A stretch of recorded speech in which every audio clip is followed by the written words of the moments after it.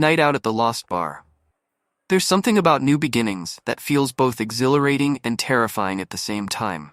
I had just moved to the city a few days ago, a decision driven more by professional ambition than anything else. It wasn't that I hated my old life. It was quiet, predictable, settled. Too settled, maybe. I'd been living in a small town on the outskirts of the city, a place where everyone knew everyone else's business. But now, I was ready for something new, ready to make my mark. The job offer had been too good to pass up, a stepping stone, I told myself, to bigger things. So I packed up and moved into the city, leaving behind the peaceful, almost claustrophobic life of my old town. My apartment was small but comfortable, wedged between two towering buildings that made me feel like I was constantly under the weight of the city itself.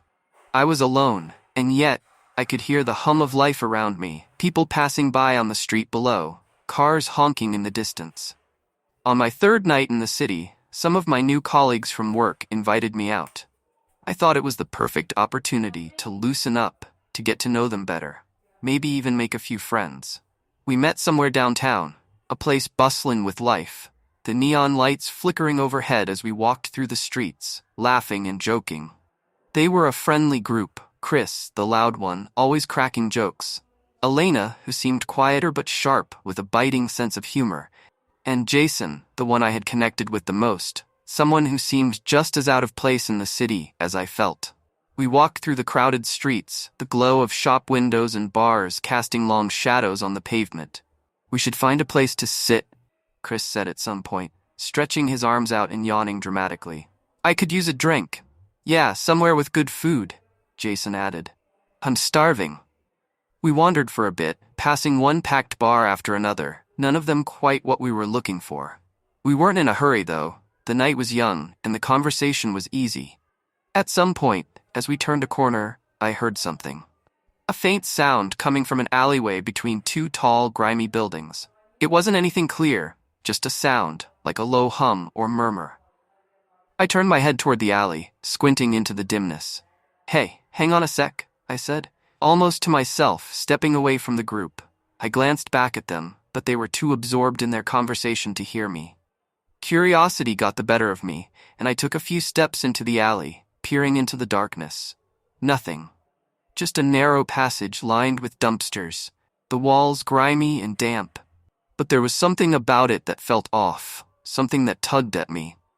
I kept walking, thinking I would just take a quick look, then head back to my friends. But the farther I went, the more twisted the alleyways became. The straight path I had entered was suddenly full of turns, leading me through narrow, winding back alleys that seemed to shift with every step I took.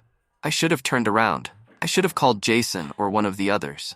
But for some reason, I kept going, half amused and half annoyed at myself for getting lost in the maze of alleyways. By the time I realized just how deep into the back streets I'd wandered, it was around 9 p.m. The buildings loomed tall above me, blocking out the sky, and the alleys grew darker, more oppressive. I reached for my phone, thinking I should probably call one of my colleagues, maybe let them know where I was, or at least make up some excuse for disappearing. I didn't want to admit that I had gotten lost. As I scrolled through my contacts, a green dim light caught my eye. I looked up and saw, in the distance, what appeared to be a small sign illuminated above an entryway, barely visible in the narrow alley. The light flickered, casting strange shadows against the brick walls. Curious, I walked closer, squinting as the sign became clearer. The Lost Bar. I couldn't help but chuckle at the name. Fitting, I thought, given the labyrinth of back alleys I'd wandered into. Still, it was intriguing. A hidden bar, tucked away from the busy streets, with a name like that? I figured it would be worth checking out. Maybe I could invite my colleagues over, making it seem like I'd found something special, instead of just admitting that I'd gotten lost. I stepped up to the door and pushed it open, the hinges creaking softly as I entered. Inside, the bar was cozy, almost unnervingly so. It felt like stepping into a different time. The lighting was dim, casting everything in a warm, amber glow. The decor was vintage, old wooden furniture, dusty chandeliers hanging from the ceiling, and a jukebox in the corner softly playing music I couldn't quite place. It was like something out of a dream, or maybe a memory. I approached the bar and took a seat on one of the tall stools. There were other patrons scattered around the room, but no one was talking. They all seemed focused on their drinks, lost in their own worlds. The air was thick with an odd sense of familiarity, as if everyone here knew something I didn't. The bartender, a tall man with graying hair and a face that seemed carved from stone, stood behind the bar, polishing a glass with slow, deliberate movements. He didn't acknowledge me at first. I pulled out my phone, scrolling through my contacts again, ready to call Jason and tell him to come check this place out. Just as I was about to dial, a deep, gravelly voice broke the silence. "What do you think you're doing?" I looked up, startled. The bartender was staring at me, his face expressionless, his eyes dark and unreadable. I hesitated, thrown off by his tone. "I'm just calling my friends. I thought they might want to join me here." The bartender's gaze didn't waver. He set the glass down and leaned against the bar, his voice low. "Look, kid, we have some rules around here." I raised an eyebrow, half amused by the idea. "What, like no phones at the bar or something?" The bartender didn't smile. He didn't move. "No, not that kind of rules." There was a long pause, the air in the bar growing heavier. "First rule," the bartender said, his voice cutting through the silence like a knife. "You can't seek out the bar intentionally. It only appears when you're lost, physically or emotionally. If you tell anyone to find it, they never will." I waited for the punchline, expecting him to crack a smile, but his face remained completely serious. I couldn't help but laugh a little, trying to brush off the tension. "Right. Got it. Sounds fitting." Ignoring him, I continued with my call, telling Jason about the bar. I described the place, the vintage decor, and the overall vibe, hoping to pique his interest. Jason, however, was confused. He said he'd never heard of any bar like that downtown, but told me they'd come meet me anyway. As soon as the call ended, I started looking around more carefully. Something was off. The patrons, all of them, looked like they were from different eras. A man in a sharply tailored suit that looked like it belonged in the 1940s sat by the window, sipping a drink. A woman in a vintage dress, maybe from the 80s, sat in a corner, staring at her glass. The more I looked, the more I realized just how out of place everyone seemed, like they didn't belong to the same world, let alone the same decade. An uneasy silence filled the room, thick and oppressive, as though everyone knew something I didn't, something terrible, something none of them would acknowledge. I was shaken from my thoughts when my phone rang. It was Jason. His voice sounded annoyed, like he was done with the joke. "There's nothing here, man," he said. "We've walked up and down the alleyways and there's no bar, no sign, no lights. Are you messing with us?" I frowned, my stomach knotting as a wave of confusion washed over me. "No, I'm serious. I'm sitting inside right now. It's called the Lost Bar. You can't miss it." "Dude, I don't know what to tell you," Jason replied, the frustration clear in his voice. "We're standing right where you said, and there's nothing here." Something cold crept up my spine. I glanced around the bar again, noticing the way the patrons seemed to move in slow, deliberate motions, as if time didn't matter to them. "I'll come outside, Anne." Before I could finish my sentence, a hand landed on my shoulder. It was the bartender. His grip was cold, almost unnaturally so, and when I turned to look at him, his expression was completely flat, devoid of emotion. "Second rule," he said, his voice a low growl. "Under no circumstances should you leave the bar before midnight. The bar has its own schedule. If you try to leave before the clock strikes 12, you'll find yourself unable to return to the life you knew." My heart pounded in my chest as the weight of his words sank in. I tried to brush it off, tried to convince myself that this was all some elaborate joke, but the unease in the air was undeniable. I glanced over his shoulder at the clock hanging on the wall behind the bar. It read 10 p.m. This was ridiculous. I shook my head and lifted my phone to my ear again, ready to tell Jason that I was coming out. But as soon as I brought the phone to my ear, all I heard was static. Something wasn't right. I looked back at the bartender, and that's when I saw it. His face had changed. The skin on his cheeks stretched unnaturally, his grin widening to an impossible degree. His eyes, where his eyes had been, there were now dark, empty voids. I froze, my heart hammering in my chest, my mind reeling. I turned away from him, desperate to escape the sight of his twisted face, only to realize that every single patron in the bar was now staring at me. Their faces were blank, their eyes emotionless, but their heads all turned in unison, following my every move. I managed to get off the bar stool, my legs shaky, and began slowly making my way toward the door. I didn't dare run. I didn't dare make any sudden movements. The eyes of the patrons stayed fixed on me, their expressions never changing, their gaze piercing through me like knives. As I reached the door, I heard the static on my phone again. It crackled in my ear, a low, distorted sound. But beneath the static, I heard something else. A voice. The bartender's voice. "Third rule," it said, low and distorted. "Never look at the clock. Time doesn't move the same inside the bar. If you look at the clock, you'll begin to notice things around you, like faces shifting, patrons vanishing." My mind was spinning, my thoughts racing. I slowly turned back toward the bar, my eyes landing on the bartender once again. His face had returned to its previous state, calm, unreadable.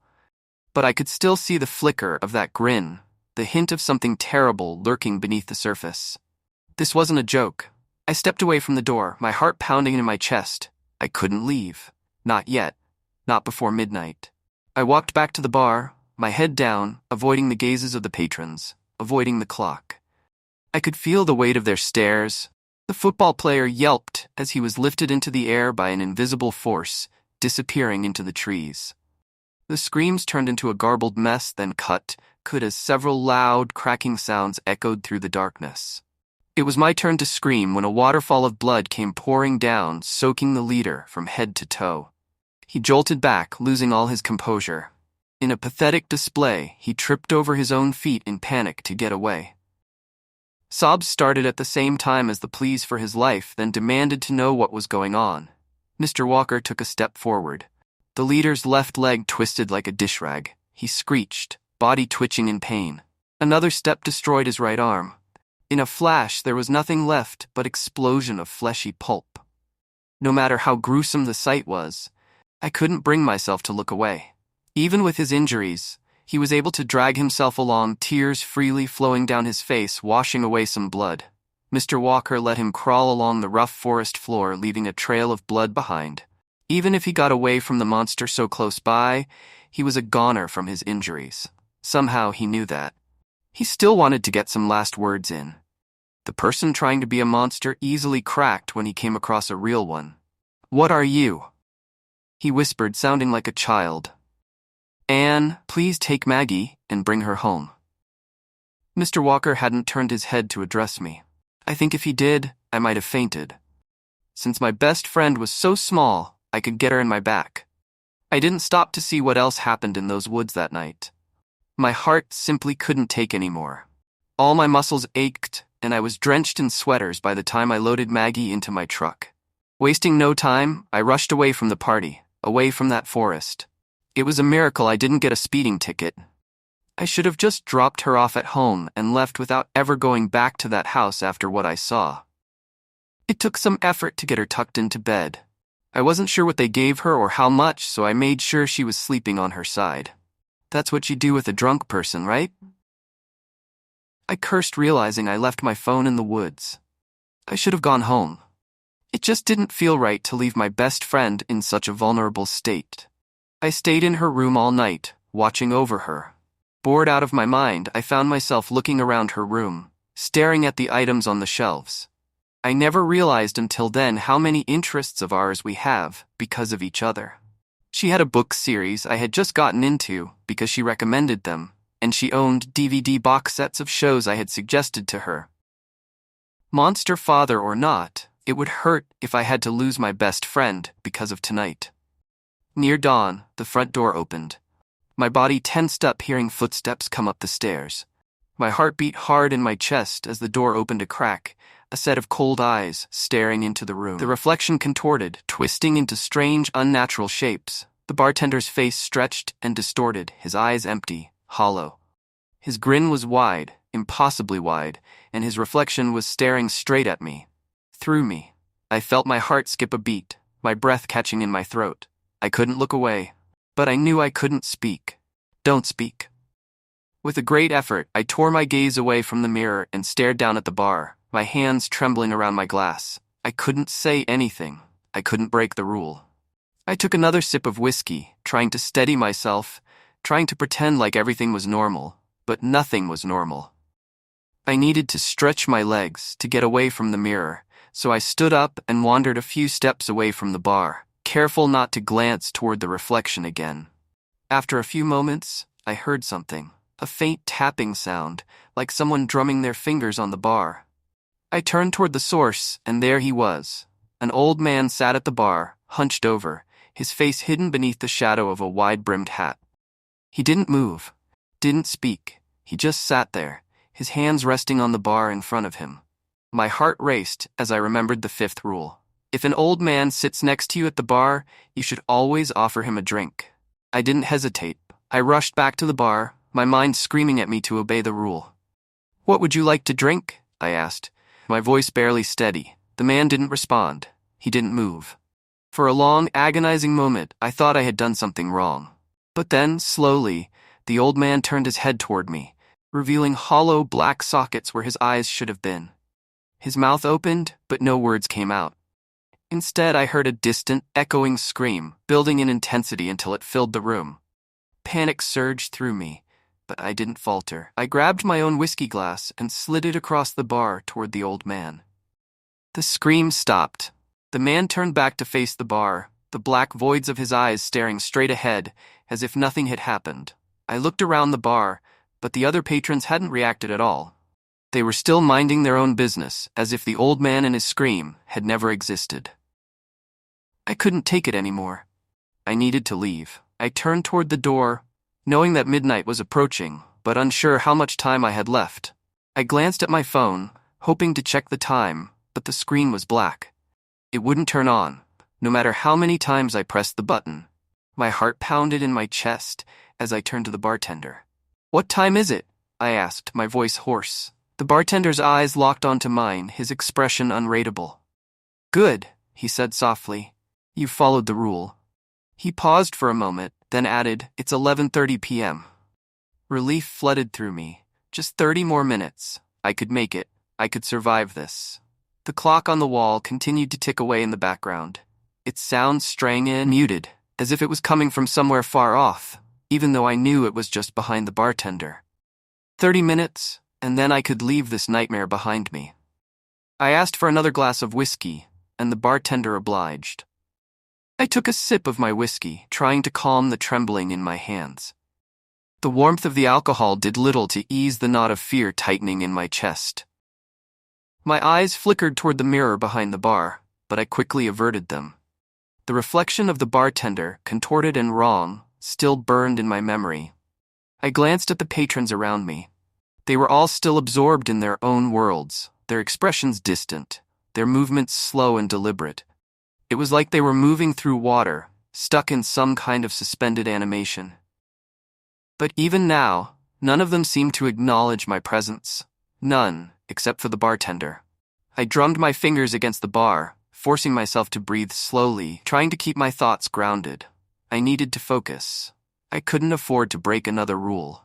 One more slip-up, and I didn't know what would happen, but I knew it wouldn't be good. The bartender's voice echoed in my head. "Every rule you break has consequences." My mind drifted back to the list he'd given me. The rules were burned into my brain, etched into my thoughts like a brand. Don't look at the clock. Don't speak if you see the bartender's reflection. Don't turn around if someone taps your shoulder. Never acknowledge the woman in the red dress. I exhaled shakily. 30 minutes. That was all. But then out of the corner of my eye I saw her. She sat at the far end of the bar, almost hidden in the shadows. Her dress was deep red, faded like it had been washed too many times, its color dull in the dim light. Her skin was pale, almost ghostly, and her long black hair cascaded down her shoulders in soft waves. A chill crawled down my spine as I turned my gaze back to my drink, my heart pounding in my chest. I could feel her presence, like a weight pressing down on the room, thickening the air with an almost suffocating heaviness. My hands tightened around the glass as I tried to remind myself of the rule. Never acknowledge the woman in the red dress. I took a slow, deliberate breath, refusing to look back at her. I didn't dare turn my head even a fraction, but I could feel her staring at me. I didn't know how I knew. Maybe it was the way the atmosphere seemed to shift, the way the energy in the room changed. The silence became heavier, more oppressive, like the very air was holding its breath. I swallowed hard, my throat dry, my pulse quickening. I had never felt this kind of fear before. This wasn't the fear of something you could see, something tangible. This was the fear of the unknown, of something you couldn't explain, something lurking just beyond the edge of reality. I kept my gaze locked on the bar, pretending to study the worn surface of the wood. My mind raced with questions. I couldn't answer. Why was she here? Had she always been there, waiting, watching, hidden in the shadows until now? Or had I somehow drawn her attention by breaking the rules? The seconds felt like hours, dragging on as the tension in the air grew thicker. I couldn't ignore the feeling anymore, the sense that something was coming closer, creeping toward me from the far end of the bar. My skin prickled as if 1,000 tiny eyes were watching me from the darkness. I didn't dare move. I barely breathed. The soft creak of wood echoed through the bar, a sound so faint, so subtle, that if I hadn't been on edge, I might not have noticed it. But I did. She had shifted in her seat. My heart pounded louder in my chest, and I forced myself to stay still. Don't look. Don't acknowledge her. It's just a trick, I told myself. It's just the bar trying to mess with you. But then I heard something else, a soft, rhythmic tapping. It wasn't coming from the bar this time. It was coming from her direction. Like fingernails lightly tapping against the wood, an almost absent-minded rhythm that sent chills crawling up my spine. The tapping continued, slow and deliberate, filling the silence that hung heavy in the room. My pulse quickened, and sweat began to bead on my forehead. Every instinct screamed at me to glance over, just a quick look, just to make sure she wasn't moving closer. But I didn't. The bartender had warned me. She never stops following. The tapping grew louder, more insistent, like she was trying to draw me in, trying to force me to break the rule. I clenched my fists so tightly my knuckles turned white, fighting the overwhelming urge to look. Then suddenly, the tapping stopped. The silence that followed was deafening. It was as if the entire bar had gone still, waiting for my next move. I squeezed my eyes shut, my mind racing. Maybe she was gone. Maybe it was over. Maybe I had passed the test. But then from somewhere just behind me I heard a soft, almost melodic voice. Would you like to dance? My blood ran cold. It was her. Her voice was smooth, like velvet, and yet it felt wrong, too soft, too inviting, like a predator luring its prey. My heart pounded so hard in my chest I thought it might burst. I didn't move. I didn't answer. I couldn't. The air grew colder around me, and I felt her presence, closer now, much closer. My skin crawled as I sensed her standing just a few feet behind me, waiting for me to acknowledge her, waiting for me to break the rule. Don't look. Don't speak. My mind repeated the mantra over and over, clinging to it like a lifeline. I gripped the edge of the bar, my nails digging into the wood as I fought to keep my composure. Would you like to dance? She asked again, her voice softer this time, more intimate, like a whisper against my ear. I could feel her breath on the back of my neck, the cold, icy breath of something that wasn't human. I wanted to scream, to run, to bolt out of the bar and look back, but I couldn't. I was paralyzed by fear, trapped in the grip of something ancient and terrifying. The bar around me seemed to fade into the background, the patrons distant and blurred, their figures blending into the shadows. It was just me and her now, suspended in this moment of unbearable tension. And then, the cold draft vanished. The weight lifted. I blinked, slowly realizing that I was still sitting at the bar. I hadn't moved. The air around me felt warmer, the oppressive tension easing ever so slightly. My heart continued to race, but I could feel myself returning to reality, to the bar, to the present. She was gone. I didn't look to check. I didn't dare. But I could feel it. The change in the atmosphere. The weight of her presence had lifted, like a shadow retreating back into the darkness. I let out a shaky breath, my body trembling from the encounter. I didn't know how I had survived it. All I knew was that I had followed the rule. I had made it through. The bartender approached me again, his expression unreadable as ever. Good, he said quietly. You didn't break the rule. I couldn't respond. I didn't have the energy. All I could do was nod weakly, my mind still reeling from the encounter. But before I could fully process what had just happened, the bartender leaned in close, his voice low and ominous. There is one more rule, he whispered. After midnight, the door cannot be opened from inside. My stomach dropped. The relief I had felt only moments ago evaporated, replaced by a new wave of terror. My heart pounded violently in my chest. The weight of those words settled over me like a suffocating blanket, my mind scrambling to make sense of it all. I was trapped. My hands clenched the edge of the bar, knuckles white, as the dread coursed through me. I could feel the seconds ticking by, dragging me toward a decision I didn't want to make. Leave now? Break the second rule? The thought gnawed at me, growing louder with every beat of the clock. If you try to leave before the clock strikes 12, you'll find yourself unable to return to the life you knew. The bartender's voice had been cold and unyielding when he'd said it, but now it felt like a distant warning, almost mocking. What life? What was there for me, really? Sure, I'd just gotten this new job, but I didn't feel settled. My life before this city wasn't exactly something I was desperate to return to. Lonely nights in my quiet town, a few distant friends, and a lingering sense of dissatisfaction. I'd moved here hoping for something new, but now I wasn't sure. Was it better to just leave now and accept whatever consequence followed? Maybe what waited outside the bar couldn't be worse than the slow descent into madness I was feeling here. Time slipped through my fingers, and before I knew it, the bartender leaned in again.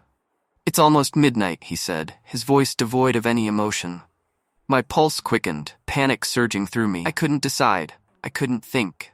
The sound of the ticking clock filled my ears, relentless, unmerciful. And then, the clock chimed. Midnight. Everything froze. The soft chime of the clock echoed through the bar, dragging with it an almost unbearable silence. My mind reeled, spinning out of control. It was too late now, wasn't it? The clock had struck, and I was trapped here. Trapped in this twisted, nightmarish place with rules that seemed designed to break me. I couldn't even muster a thought, my breathing shallow, my eyes darting around the bar. Then, out of nowhere, I heard it. The door creaked open behind me. My heart stopped. My mind raced, instantly recalling the 6th rule. If the entrance door opens on its own, don't look. But that door, that was my escape.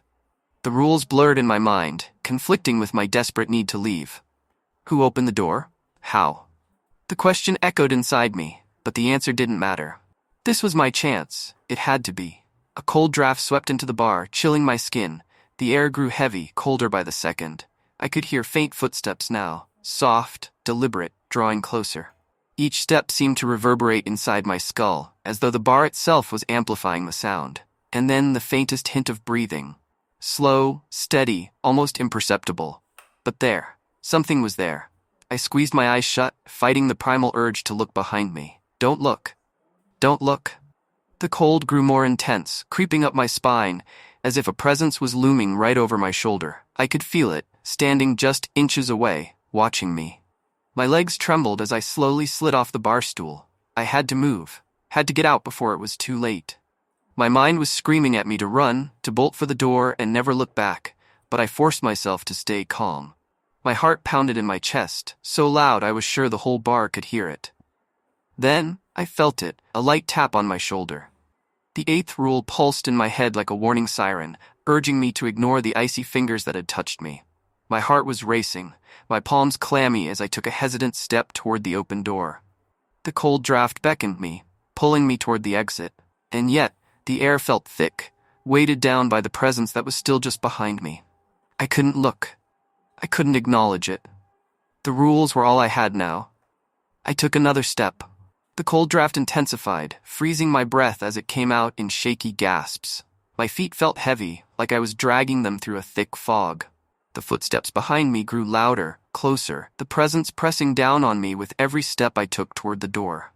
The tap on the shoulder came again, firmer this time. I swallowed hard, my vision swimming, but I didn't dare turn around. I kept my gaze locked ahead, my hands trembling as I reached for the doorframe. I was so close. The cold wind was biting at my skin, the escape tantalizingly within reach. But there was something else now. A faint whisper, just behind me, so close it was almost like it was inside my head. Stay. I squeezed my eyes shut, fighting the overwhelming urge to listen, to turn and face whatever it was that lurked behind me. But I knew I couldn't. I had to leave. This was my only chance. I forced myself to take another step, my heart hammering in my chest. I reached the doorway, the cold air hitting me like a slap to the face. The footsteps behind me grew louder, and I could feel the presence almost breathing down my neck now. But I didn't stop. I took one last step and crossed the threshold. And then, silence. The cold disappeared in an instant. The suffocating weight lifted from my shoulders. My breath came out in short, ragged gasps as I stumbled forward, out of the bar and into the night. I blinked, disoriented, the darkness of the alley surrounding me. I was outside, but when I turned, there was nothing there. No sign of the door, no green light illuminating the alleyway. It was gone, like it had never existed. I stood there, my legs trembling, my body still shaking from the adrenaline coursing through my veins. I checked my phone, my hands still shaking slightly. The screen lit up without issue now, the clock reading almost 5 a.m. Morning was approaching. It was over. I exhaled a long, shaky breath, half expecting to hear the sound of footsteps or the faint echo of the bartender's voice. But there was nothing. Just the quiet hum of the city, the distant sound of traffic in the early hours of the morning. I took a few steps down the alleyway, glancing over my shoulder one last time. The alley was empty. Just dark walls and shadows, but deep down, I couldn't shake the feeling that something, or someone, was still watching. With one last glance at the empty space where the bar had been, I turned and walked into the night, the cold morning air biting at my skin. I didn't look back again. I escaped. I found out monsters are real after going to a party with my best friend. Come on, he'll never find out. I pestered my best friend for the millionth time. Looking back, I regret pressuring her the way I did. Maggie hugged one of her many large plush sheep closer to her chest, hinting she was about to give in to my suggestion. He always finds out. I swear he knows everything, she reminded me. We've only known each other for 5 years, and yet it felt like we had been friends for our entire lives. Maggie was raised by her single father. From what I've seen, he wasn't interested in dating and did everything in his power to take care of his daughter. But to be honest, he creeped me out. He was the very silent type, only speaking when it was important. I couldn't put it in words, but the vibe I got from him whenever we were alone was just off. I didn't suspect he would ever hurt me or Maggie. At times it felt like his eyes saw things normal people shouldn't. Okay, so even if he does find out, what is he going to do? Take away your phone? Ground you? I think that's worth it. I shrugged. Maggie looked younger than she was. Most people thought she was just starting high school and not about to graduate. She was book smart, but a bit childish with other things. She was never interested in going to parties, dating, or doing the normal high school events. Now she found herself in the final days of school, not experiencing any of it, regretting her choices.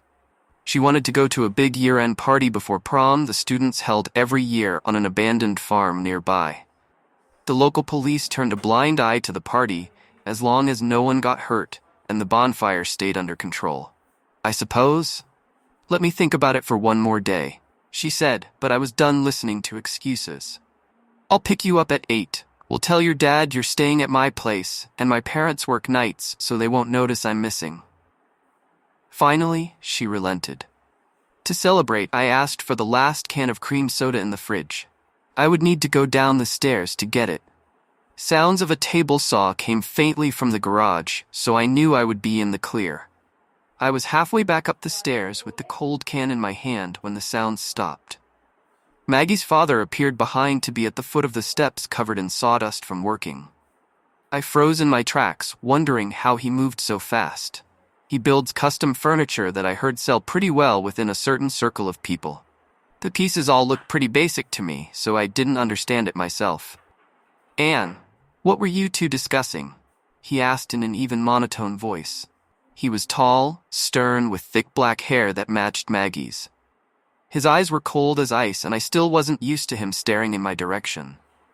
I also didn't like how he used my full name instead of the same nickname everyone else said. It was always Anne, not Annie. Oh, you know, girl stuff? I am feeling stressed. There was no way he knew of our plans to sneak out to the party that weekend. I do know, he said, and I felt my heart stop. Prom is coming up. Tell me your plans when you finalize the arrangements. I breathed a sigh of relief. He turned to leave, but then added one more thing to the conversation. Please ask for my help if you are ever in trouble. Okay, I nodded slowly, unsure of what that was all about. I watched him leave a bit confused over the interaction. The rest of the night was fairly normal.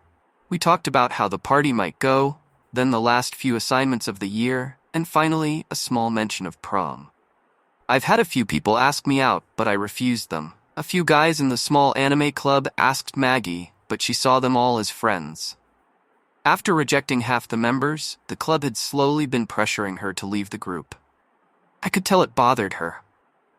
I told her to hell with prom and that we could just hang out together that night. She agreed, not doing a good job at hiding her feelings. She wanted to wear the nice dress, have a cute flower arrangement on her wrist, and show off her date to the rest of the school. Right now, she didn't have any options. To be honest, I wanted to ask her out, but I didn't want to ruin our friendship. She knew I liked girls and guys. She hadn't given me any vibes of a romantic interest, so I'll stay in the friend zone. Thank you very much. I like it here. Our plan to get her out of the house went without any issues. We were going to a party, but she wore a heavy gray knitted sweater and boring jeans. I dressed up a little in a bright hot pink top, a thrifted leather jacket, and some torn jeans that made them look expensive. Maggie was always smarter than me. I never considered my outfit may cause some suspicion. We were on the front porch heading down the stairs when her father stepped out the front door, his arms crossed. We froze, convinced we had been caught. Are you girls going somewhere tonight? He pressed. He never raised his voice, but he could make a drill sergeant sweat. We're going to the movies before studying. I'm going to fatten her up with overpriced popcorn, I commented, trying to sound convincing. That is not what you told me, he replied. I half expected him to order Maggie back into the house. Instead, he pulled out his wallet and handed over a few bills. The movies are expensive. Any drinking tonight? He asked point blank. Maggie gasped, pretending to be offended at the suggestion. I shook my head, feeling a little guilty for taking the money and lying straight to his face. Call me if you need anything. I promised we would. Under his watchful gaze, we walked down the driveway to my beat-up truck. Only when we couldn't see her house, we relaxed. I think we're in the clear, I commented after a few minutes. Her phone hadn't started to ring from her father demanding we turn around. A worried expression came over her face, causing me to slow down. I almost pulled over by how uncomfortable she looked. I feel a little guilty, Maggie explained. No matter how I felt about the man, he had busted his ass raising her on his own without a single complaint. However, I don't think Maggie was a good person because she felt like she owed it to him. She was just born with a gentle soul. We can turn back, I offered. No, we'll go for an hour or so, get bored, and then actually go to the movies. She decided for us. I agreed. I bet we would get bored faster than that. I had no plans to drink because I was the driver, and Maggie wasn't the kind of person who wanted to get blackout drunk. Aside from chatting with friends, there wouldn't be much to do at this party. We arrived after the sunset with the event already in full swing. Someone hooked up, speaks blaring terrible-sounding dance music that was just constant beats and nothing else. A massive bonfire had been started with students dancing around it, drinks in hand. I saw a few people I assumed to be older siblings of the students here, or people who had already graduated but refusing to let go of their youth. A few of my other friends ambushed me when we arrived. I made sure to always have Maggie in my line of sight as I chatted with a rotating group of classmates. She had found someone from her club to talk with. A red plastic cup was handed to her, which she politely accepted. The crowd grew denser. Soon, I stopped being able to watch Maggie to only get glimpses of her every few minutes. I hate myself for getting distracted and not keeping a better eye on her. While a friend was talking to me about his prom date, I realized I hadn't checked in on her for at least 10 minutes. Normally, I wasn't so overprotective. A bad feeling in my gut made me take out my phone to text her. No response. My friend noticed I was getting worried and asked what was wrong. I questioned him if he had seen Maggie, and he shook his head. I tried calling her only to have it drop 2 rings in. That was odd. The next call didn't even connect. Did she turn off her phone? No, she wouldn't do that. I excused myself to squeeze through the crowd looking for her. I would never forgive myself if something happened. Fear started to rise into my throat, no matter how hard I pushed it down. I raised my voice over the music, asking any familiar face if they had seen my friend. Most shook their head, but one pointed in the direction of where the cars were parked by the woods. I wasted no time racing over there, calling out her name. I had no explanation for why I grew so frantic so quickly. I just knew something was wrong. I ran between all the cars, stopping near my truck in case she had gone over there for a break from the crowds. By sheer chance, I spotted a few figures slip between the trees into the darkness. My heart sank when I realized they were dragging something. No, someone. If it wasn't my friend, those bastards were going to hurt someone else. I took off after them, not thinking clearly. I had my phone in my hand, ready to call the police depending on what I saw. I should have called them first. A burst of pain came to my face as something slammed hard against my nose. I cried out, falling to the ground and seeing stars. Some fucker just punched me in the face. He had been waiting behind a tree for me to run close enough. The person tried to grab my arm and I lashed out. A swift kick landed hard between his legs. Blood dripped from my nose and my eyes adjusted to the darkness too late. A powerful arm wrapped around my neck from behind. No matter how hard I kicked and screamed, I couldn't get free. The person was twice my size and double my weight. "Stop screaming or I'll take it out on your friend," a cold voice said. I stopped, struggling long enough to process what was going on. There were 3 of them. The guy holding me, the one on the ground groaning in pain, and the person who spoke, holding a long, threatening knife at his side. Maggie was on the ground, passed out, most likely from the drink she had been handed. I recognized the guy I kicked to be the someone from her anime club. The one with the knife took a second to recognize. He was 3 years older than us. I vaguely remember him getting kicked out of school for something, but wasn't sure what. Based on the size of the third guy, he must be from the football team. "If you touch her, I'll rip off your fucking face," I hissed, a white-hot rage overtaking the fear for a second. "Oh, that's a fun idea," he replied, his dark eyes giving off no hits of emotion. He took a few steps closer, the knife reflecting off the moonlight. This guy was just not right. A single glance could tell you that. I found myself pressing my body against the person holding me back, trying to stay away from the calmest person in the group. I was going to see how many cuts it took to kill someone and then hand her over to these 2. But taking off someone's face sounds interesting. I did not want to find out if the threat was valid or him just trying to be edgy. I kicked out my foot, trying to knock the knife from his hand. He stepped back just in time to avoid it. The arm around my neck held on tighter until I saw lights flicker at the corner of my vision. Finally, he let go but kept hold of my upper arm. If I could, I would have ripped all 3 of them apart with my bare hands.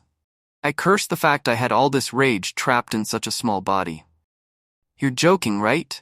I just wanted to have a good time, not kill anyone." The other one spoke up, recovering from the kick. His leader looked over him, his expression never changed. In one swift motion, he brought down the knife, slicing off a piece of his lackey's ear. He stood in shock as blood poured down the side of his face, then started to scream. His hands flew up over the wound, getting soaked in an instant. The football player looked as scared as I felt. He was bigger, but he didn't think he could stand up to the psycho in front of us. The knife was raised in my direction, dead eyes landing on mine. "I'll let you pick. What's coming off first? Nose or an ear?" he said, hand steady. Sweat dripped down the base of my neck as I considered the choices. I could live without an ear. "Are those easy to stitch back on?" My eye caught my phone on the ground. It dropped when I got hit. If only I called the cops when I had the chance. "Here," I finally said. He nodded and turned away. To my horror, he started towards Maggie. My body went into fight mode again. I scratched, screamed, kicked, and did everything to get away to stop him. The football player was just too strong, but I did do some damage. My stomach flipped in fear as time slowed down. I couldn't do anything but scream the words that could save us. "Please help!" I yelled so loud the words tore my throat and the sound echoed through the trees. The sound was so loud it even made him stop for a moment to double-check if anyone from the party heard. They hadn't. Someone else had. Heavy footsteps came closer until a person I knew very well stopped 5 feet from us. I stared dumbfounded at who it was. "Mr. Walker?" I asked, voice weak. I never would have expected to see Maggie's father out in these woods. His ice-cold eyes carefully studied each person, then stopped at his daughter passed out on the forest floor. "Did they do anything to her?" he asked, his voice so calm it scared me. I shook my head, thanking God I arrived fast enough. He accepted the answer and then met eyes with the ringleader of the small pack. After comparing the two, I decided I was more afraid of Mr. Walker. He had an unhuman coldness the other man lacked. "She's right. We didn't do anything. How about you take them, and we don't talk about tonight?" I would hate to call my father for a misunderstanding. He raised his hands and let the knife drop to the ground. His voice sounded annoyed, and it was the first hint of emotion I heard from him. I wanted to get the hell out of here. Mr. Walker was unarmed. Who knows what other weapons these 3 may have hidden. I assumed we would grab Maggie and leave. I greatly underestimated how angry a father could get and ignored signs over the past 5 years, hinting there was something very, very different about the man standing in front of us. Mr. Walker's head slightly moved to the right, and the bleeding groupie was launched into the forest so fast I didn't register the movement at first.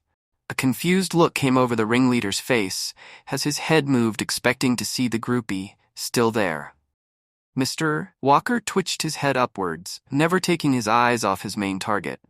The football player yelped as he was lifted into the air by an invisible force, disappearing into the trees. The screams turned into a garbled mess, then cut as several loud, cracking sounds echoed through the darkness. It was my turn to scream when a waterfall of blood came pouring down, soaking the leader from head to toe. He jolted back, losing all his composure. In a pathetic display, he tripped over his own feet in panic to get away. Sobs started at the same time as the pleas for his life, then demanded to know what was going on. Mr. Walker took a step forward. The leader's left leg twisted like a dish rag. He screeched, body twitching in pain. Another step destroyed his right arm. In a flash, there was nothing left but explosion of fleshy pulp. No matter how gruesome the sight was, I couldn't bring myself to look away. Even with his injuries, he was able to drag himself along, tears freely flowing down his face, washing away some blood. Mr. Walker let him crawl along the rough forest floor, leaving a trail of blood behind. Even if he got away from the monster so close by, he was a goner from his injuries. Somehow he knew that. He still wanted to get some last words in. The person trying to be a monster easily cracked when he came across a real one. "What are you?" he whispered, sounding like a child. "Anne, please take Maggie and bring her home." Mr. Walker hadn't turned his head to address me. I think if he did, I might have fainted. Since my best friend was so small, I could get her in my back. I didn't stop to see what else happened in those woods that night. My heart simply couldn't take any more. All my muscles ached, and I was drenched in sweaters by the time I loaded Maggie into my truck. Wasting no time, I rushed away from the party, away from that forest. It was a miracle I didn't get a speeding ticket. I should have just dropped her off at home and left without ever going back to that house after what I saw. It took some effort to get her tucked into bed. I wasn't sure what they gave her or how much, so I made sure she was sleeping on her side. That's what you do with a drunk person, right? I cursed, realizing I left my phone in the woods. I should have gone home. It just didn't feel right to leave my best friend in such a vulnerable state. I stayed in her room all night, watching over her. Bored out of my mind, I found myself looking around her room, staring at the items on the shelves. I never realized until then how many interests of ours we have because of each other. She had a book series I had just gotten into because she recommended them, and she owned DVD box sets of shows I had suggested to her. Monster father or not, it would hurt if I had to lose my best friend because of tonight. Near dawn, the front door opened. My body tensed up hearing footsteps come up the stairs. My heart beat hard in my chest as the door opened a crack, a set of cold eyes staring into the room. "Wash your face," Mr. Walker told me, and closed the door. I had rubbed away the blood but didn't properly wash it away. I waited to hear him go down the hallway into his room before heading to the bathroom. My phone had been placed on the side of the sink. Was her father angry? I did take her to the party. If he could do that to those guys without raising a hand, what could he do to me? Did he want to make sure Maggie was being looked after before dealing out the punishment? I decided not to wait to find out. Silently, I crept down the stairs, slowly heading to the door, not hearing him behind me. My body tense as I took the first steps outside, moments away from freedom. Anne. I stopped halfway down the porch steps, blood cold. I had no choice but to turn around to face him. Are you pissed off at us? I asked in a trembling voice. I am angry, not at you. She is not going to be a child forever. She will want to have new experiences, good and bad. I am angry. I cannot always be there for her, and she'll have troubles in her life. I am glad she had you tonight. I let out a breath I didn't know I was holding. Tears came to my eyes that I rubbed away. I had been the one to pressure Maggie into this, and I had taken my eyes off of her. I knew there was a risk of someone doing something to her, or me. We are girls after all. But what were the chances we would come across a deranged lunatic and his little followers? Are the cops going to ask questions? I said, worry filling my thoughts. There had been a lot of blood, and 3 young people are going to be missing. At least one of them should have families that care enough to file a report. No, you weren't seen with them by anyone that night, and the remains will look like an animal attack. Tragic, but reasonable. I felt my blood run cold. I wanted to ask the same question I heard the night before. What was this man? And yet, I dreaded the possibilities. Is Maggie, you two look alike, but she doesn't seem, I said, trying to get my thoughts in order. He crossed his arms, considering my question. This was the longest conversation we had ever had. For a moment, he wasn't going to tell me what I needed to know. I may have been the first person to see his other side and live. It is complicated. He started deeming me worthy of information. I found this house years ago in shambles. Squatters had taken over. I was looking for a meal and found one. The woman was already dead from an overdose. I am not certain if that was Maggie's mother. Her father attempted to sell his infant daughter to me for his next fix. I devoured him, then stole his appearance. I had planned to eat the child as well, but she was so small. I had no idea about any of this. Since I moved here a few years ago, I didn't know what kind of place this neighborhood was like when Maggie was younger. I didn't know how I felt about what I had just been told. Mr. Walker wasn't human. I felt that since the start. Somehow, he raised a healthy and well-rounded child all the way to a naive yet perfect teen. I think it's good you found her, I said after some thought.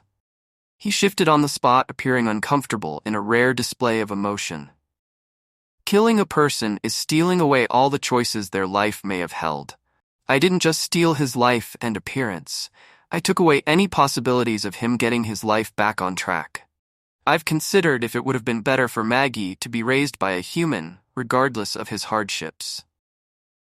I never would have thought the person in front of me would ever second-guess himself. He had been a perfect father this entire time. I would have rather a monster like him watch over my best friend than a man who would toss her life away for nothing. Yeah, fuck all that. You're her dad. Plain and simple. I don't care about the moral aspects. Just that you're the best person for the job. Unless the first person who dumps her is also going to experience an animal attack. He raised an eyebrow, almost amused over the fact I swore in front of him for the first time. I had been worried over my reactions as I watched her grow older. I always knew I could not protect her from the entire world, and it would harm her in the long run if she never dealt with hardships. However, what if someone hurt her? Really hurt her? What would I do then? So far, it has not been an issue. I can be there for her through breakups or rejection. I would imagine last night was a special case. He nodded at his explanation, but it didn't make him less scary in my eyes. I also considered if raising her would soften my feelings towards humans. If I would see them as someone's child, I could not harm them if needed. It seems as if I shall always care more about my child than another's. Yeah, still scary as hell. I would never accidentally hurt Maggie, but now I really couldn't do anything to upset her. Mr. Walker appeared to like me well enough. Still, It was a risk I couldn't take. I am aware this is a large request. I would like you to support her over the next few days. She will be confused about what happened when she wakes up. I do not want her to think I am upset with her, and therefore cannot admit I know about the outing. For a big scary monster, he sure was a softie when it came to her. You're going to make me do all the work? I half joked. Yes, he admitted without an ounce of shame. Since you saved the both of us, I suppose I'll stick around. I do care about her more than I'm scared of you. I shrugged, not realizing what I suggested until the words were out of my mouth. I felt my face turn red as I mentally assured myself that girls just talked like that about their best friends all the time. It didn't mean anything beyond that. I thought I was in the clear when he started to go back inside. That reminded me of the reason why I came out here to speak with you in the first place. When are you two going to commit to prom? I would like to buy Maggie a dress soon. I've never been so mortified in my entire life. I would have rather he killed me than questioned when I was going to be brave enough to ask out his daughter. We're not, I sputtered. She doesn't see me that way.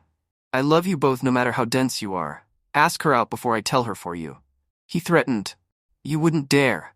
I gasped in horror. Yes, I would. After all, I am a monster. With that, he shut the door on my face, leaving me with an embarrassing task that I thought might kill me. With a lot of new motivation, I finally did confess to Maggie after she recovered from the shock of the failed party. As far as I can tell, she's aware her father is different, but not what How would do to protect her. For now, I want to keep it like that. I know her and how she would accept him, no matter what. Right now, Mr. Walker was just too scared to face that fact. We needed to wait until he was ready. Or maybe force him into it like he did with me and Maggie going to prom. I'm not sure if I would have gathered myself enough to finally ask her out without that push from him. I needed to repay the favor.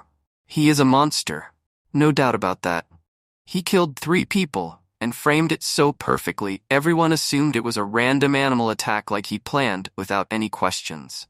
I don't know what is truly hiding underneath his stolen appearance.